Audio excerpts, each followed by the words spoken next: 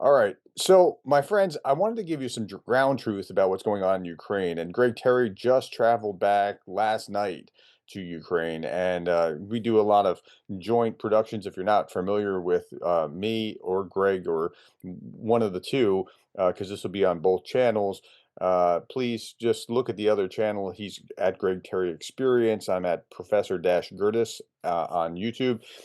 So Greg, tell me what you see. First, when was the last time you were in Ukraine? It was a few months back, right? It was in March. So Okay. yeah, it's been 4 months since I came back, and it's completely different.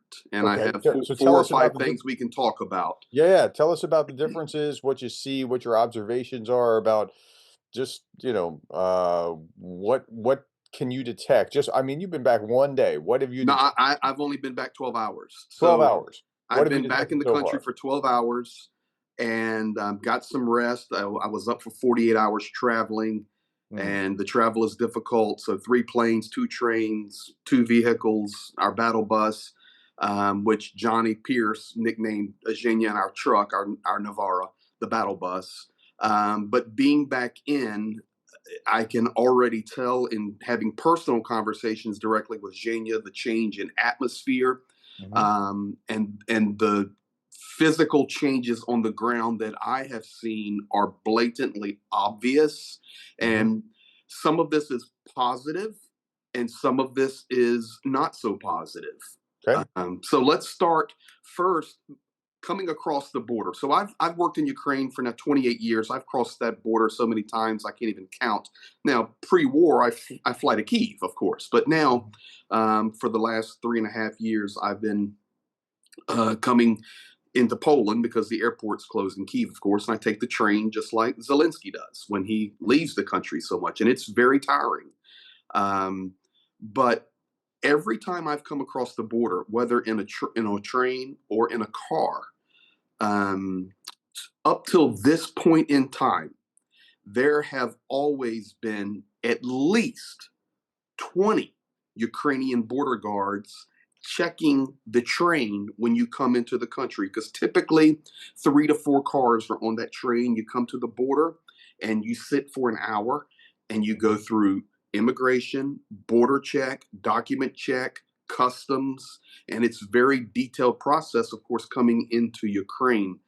But this time was completely different. And I was actually communicating with Zhenya during that.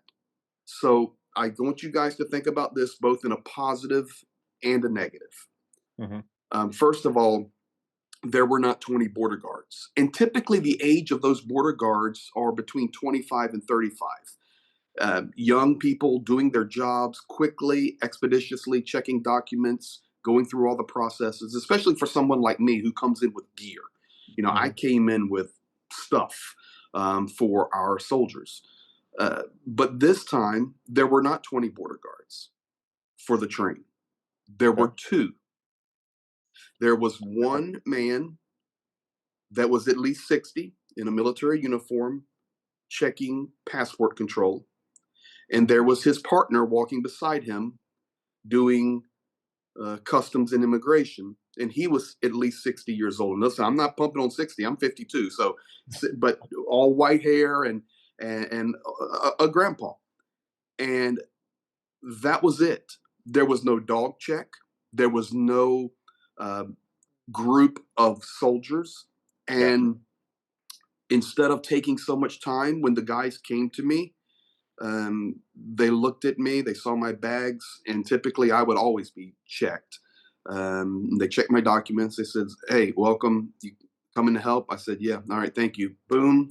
Uh, Anything we need to talk about in your bags? I said, "No." Boom. Done. And I called Jania. I said, "Man, what's going on?" I said, Yeah.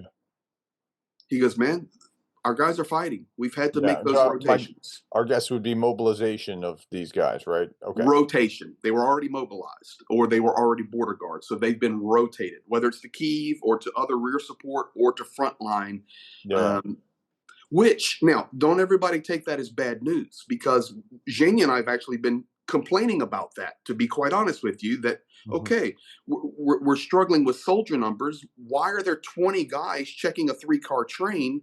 Let's get them to Kiev on rear guard. Let's get them to Poltava. Let's get them to Yeah, Donetsk. yeah. Yeah, so Okay, so you said you had 5 or so observations. What yeah, else so did that's you the see? first one. The borders change, and I take that as a positive and a negative. Secondly, I actually took the train into the, and I can say all this now, to the city of Ternopil, and that's as far as I went. And Jania met me there. And this is so funny. I hopped off the train. He's standing there. I hand him my bags, and the moment my foot hit the ground, it's like a movie. The air alarms went off. Those MiG 31s in the air, and Jania said, "Well, welcome home." I Mm, mean, that was it. So it's constant. I can tell you that the infrastructure in the cities is completely different because so many people have been mobilized and moved and adjusted. Even driving through Ternopil, I can just see the difference in infrastructure because whether it be police or road signage, road construction, people working. And this was a Saturday afternoon. It was a lot of confusion in the road systems because of roads being rerouted, rediverted. Um, Thirdly, the third thing I noticed was the price of fuel. mhm, And we went past our first gas station, which is in Oko. I'm an Oko man, just like President Zelensky. And I said, man, because I don't go by what I see on pictures unless I'm home out of the country. I'm here now. So I can mhm. tell you point blank, because you never know if you see a picture if it was taken today or 3 weeks ago. Sure. But I'm driving by the gas stations, Oko, and I look at the price of fuel and I said, man, what is going on? He says, to fill our truck now, when we started running 3 years ago with our truck, to fill it was $60 Mhm. for diesel. It now costs, if we're dead empty and we only buy the highest quality diesel. And you may ask, okay, why would you do that? Because Zhenya just came back from the front line. He had to drive through the nets over towards Donetsk region. I won't tell where. And it was so dangerous after he dropped the gear just days ago. The soldier says, okay, you're going to go back through the nets and you do not drive under 150 kilometers per hour. Translate Nobody's that in to miles per hour, that's what?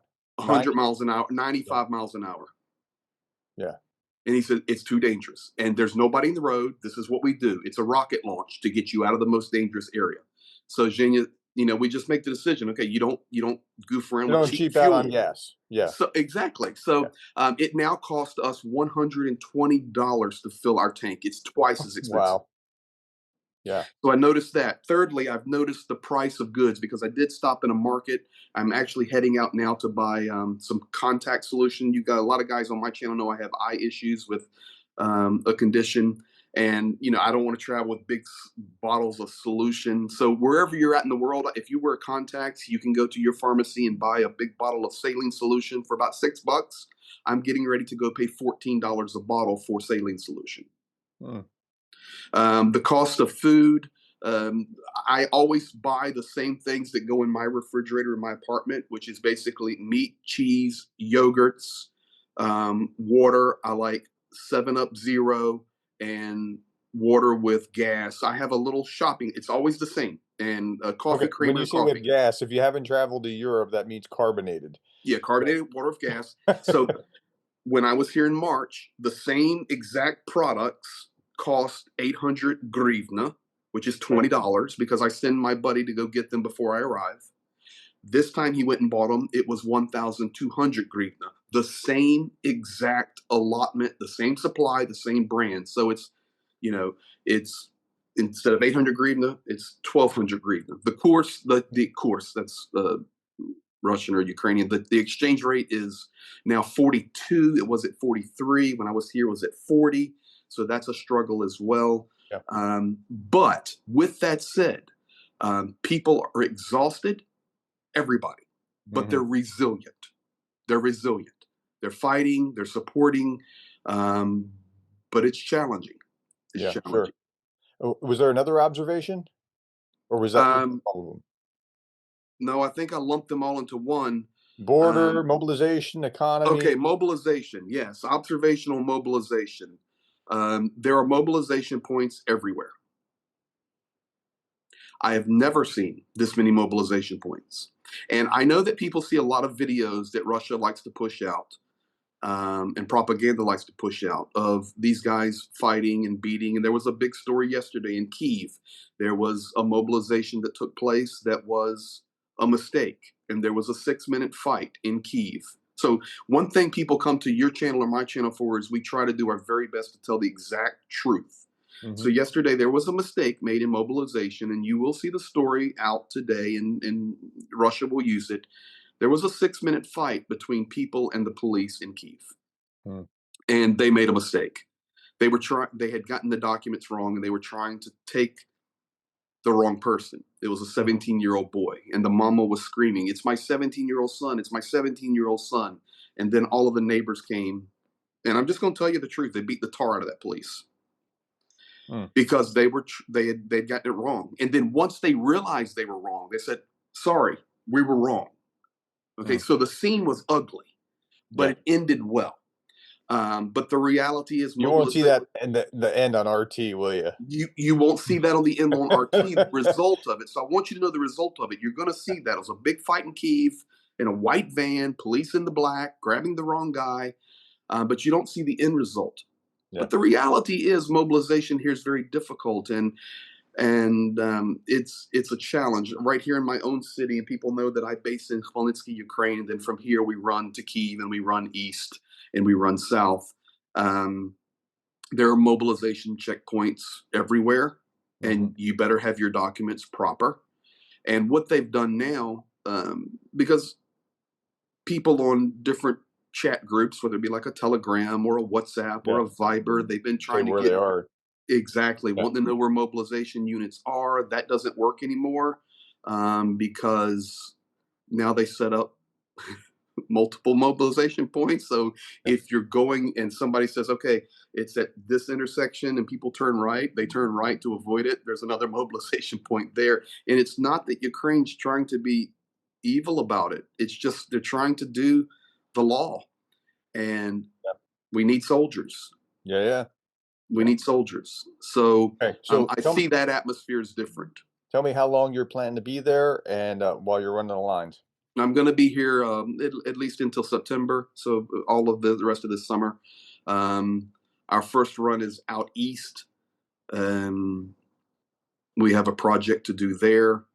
Additionally, we want to thank you guys for participating in our last joint project, Professor Gerdes and Project Constantine. I can tell you that those vampire drones are about ready. And as we promised you, I will be with the drone operator and the delivery of that. And we'll be reporting that back to my channel, Professor Gerdes' channel, and Project Constantine's channel. That's Projects in Success. And we're also continuing to support all of the units that are supported through us, which is Zhenya, myself, Prof. Gerdes, and encouraging the guys, plus a lot of the civilians that I've grown to come in contact with, and they've become a part of my channel over the years, telling the human story, like a Kirill, the young Mhm. boy Sure. that's very close to the front lines. I'm going to do my very best to get to Kirill. His area is horribly dangerous right now, horribly dangerous. The war's Great. changed. It's tough, man. Within 25 kilometers of the front line, up to even up to 40. Okay, pushing it, but 25 officially, it's a kill zone. Mm. Yeah, Yesterday that's in that's really the issue with drones, and that's why there's not gonna be any big breakthrough on either side. There's just it's you just can't move with the drones, right?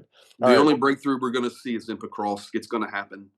yeah. Ukraine Yeah, will yeah. I mean, hold out the best they can, but yeah, that you and I were talking about Pacross last year at this we time, were, we and were. so it Ukraine has defended valiantly, yeah, especially undermanned, and Russia rotating in a lot right now. We're going to see what happens with the tariffs and the sanctions, but I don't believe much is going to come from that, especially after Modi's statement today. He says we have our own economy and our own world. This is not how it works. That's directly from Modi. I yeah, mean, it's not a journalist, and I'm going to be putting that up translated on a yeah. video We'll see later. how that works out with the We'll, US being their biggest trading partner, if what they want yeah, to we'll do with see Russian how it all oil works or out. trading with the US. Line, Lines are being drawn in the sand right now, and unfortunately, Ukrainians are right in the epicenter of that. I Yeah. can tell you that Russia took out a key bridge in Kherson last night, Mhm. for transit hit it with 3,000 Big hole. Yeah. kilogram glide bombs. It didn't destroy the bridge, but it put a hole right in the center of it. Yep. They've hit it again this morning at the same spot, so it's done. Um, Additionally, yesterday, Drushkivka, which is out in Konstantinivka, Kramatorsk, Slavyansk Circle, Mhm. was hit with Shahed drones and maybe something else. We're not really sure, but they were trying to hit a mobilization center, but they hit a shopping center.